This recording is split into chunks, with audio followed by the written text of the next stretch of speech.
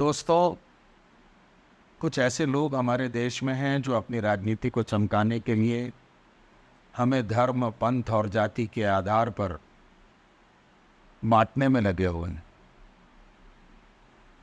हमारी परंपरा वसुधैव कुटुंबकम की है। मर्यादा पुरुषोत्तम भगवान राम की चर्चा करूंगा, जिन्होंने एक दिन पहले राज तिलक की घोषणा हुई और उसी रात्रि को माता कैकेयी के वचनों के अनुसार जंगल की ओर चल दी। उनका संकल्प ये था कि हमें शहर से दूर रहना है, वन में रहना है, सन्यासियों के वेश में रहना है। और जब वो वन में गए तो सबसे पहले केवट जाति के लोगों ने उनका सत्कार किया, वनवासी लोगों ने सत्कार किया। वन में भगवान श्री राम को शबरी जी के भी दर्शन हुए और शबरी जी के दर्शन करने के बाद उन्होंने माता शबरी के झूठे बेर को खाया। अब आप इस बात से अंदाज लगाइए कि उन्होंने किसी जाति को देखकर नहीं, ये मानवीय मूल्यों का पाठ पढ़ाया, जो जाति पर आधारित बिल्कुल नहीं था, जो समानता पर आधारित था, जो सहकारिता के सिद्धांत पर आधारित था, एक दूसरे के साथ जुड़ने के लिए, एक दूसरे को जोड़ने के लिए था। और जो हिंदुओं में एक बात कह दी जाती है कि धर्म की जय हो, अधर्म का नाश हो, जंगलों में उन्होंने यह भी दिखाया कि अधर्मी लोग जो ऋषियों को, मुनियों की तपस्या में विघ्न डालते हैं, उनको तकलीफ देते हैं, उनके यज्ञों में मांस इत्यादि फेंकते हैं, उनको भी दूर भगाया। एक समय तो ऐसा आया कि राजा जनक ने जब शपथ ले लिया कि जो शिव का धनुष तोड़ेगा उसी से सीता का विवाह होगा, और सारे पराक्रमी लोग जब हार गए तो गुरु विश्वामित्र ने भगवान श्री राम जी से कहा, हे राम, जाओ शिव धनुष का भंजन करो। यहाँ बहुत गौर करने की बात है कि गुरु ने जो आज्ञा दी वो भंजन करने की थी, और भगवान राम एक साधारण मनुष्य के नाते उस धनुष के पास नहीं गए, धनुष को भंजन करने के लिए गए और सीधे भंजन करने का आदेश था। उन्हें इस बात का ध्यान नहीं था कि उनके पास ताकत कितनी है या नहीं है, लेकिन उन्होंने भंजन किया। अब भंजन करने के बाद सीता का स्वयंवर की बात आ गई। गुरु के आदेश पर सीता का स्वयंवर भी हुआ। मतलब गुरु पर कितना विश्वास था ये भी हमको समझना होगा। उन्होंने ये नहीं कहा कि रुक जाइए थोड़ा, मेरे को अपने पिताजी से बात करने दीजिए। तो गुरु पर अपार स्नेह जब होता है तो गुरु कृपा बरसती है।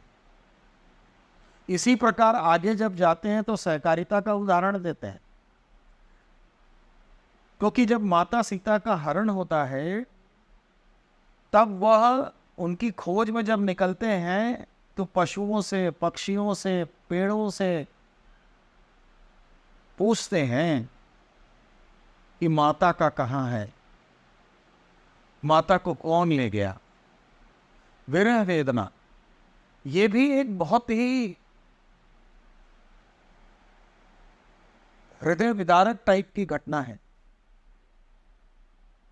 जो ईश्वर का रूप है, जिसको कोई चैलेंज नहीं कर सकता, वह भी पृथ्वी पर आके लीला कर रहा है और इस तरह के काम को कर रहा है, और उसके पीछे परोक्ष रूप से सहकारिता को बता रहे हैं। आगे जटायु के साथ उनकी बातचीत होती है फिर हनुमान जी के साथ उनकी बातचीत होती है। जटायु एक पक्षी हैं, हनुमान जी एक वानर हैं। नल, नील, सुग्रीव, जामवंत, भालू, इन सबके साथ उनकी मित्रता सहकारिता का ही प्रतीक है।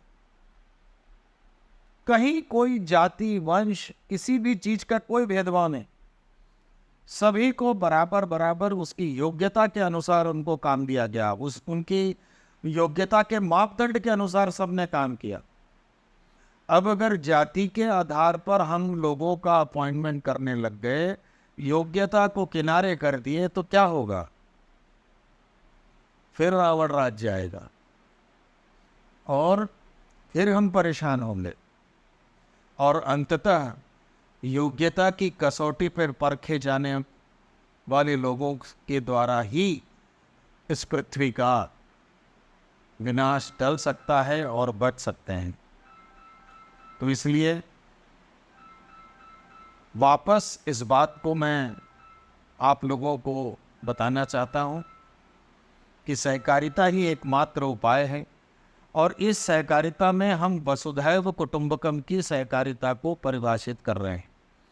वसुधैव कुटुंबकम का मतलब केवल मानव नहीं, पेड़ पौधे भी हैं, अधर्मी भी हैं, धर्मी भी हैं, पशु पक्षी हैं, वानर हैं, और जंगली कोई भी, सब एक साथ मिलकर इस ईश्वरीय कार्य में जो अधर्म के विरुद्ध धर्म की लड़ाई हुई, उसमें सहकारिता का इससे बढ़िया उदाहरण कुछ भी नहीं है।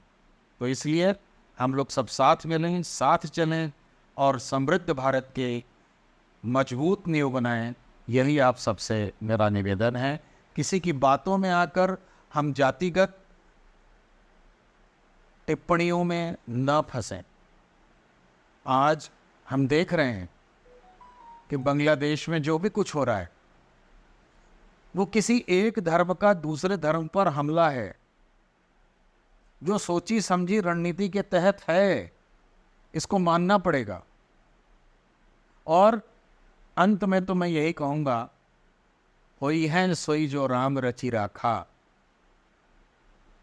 बस इसी चीज़ को समझते हुए हम आगे फिर मुलाकात करेंगे एक नए विषय के साथ और नई योजनाओं के साथ।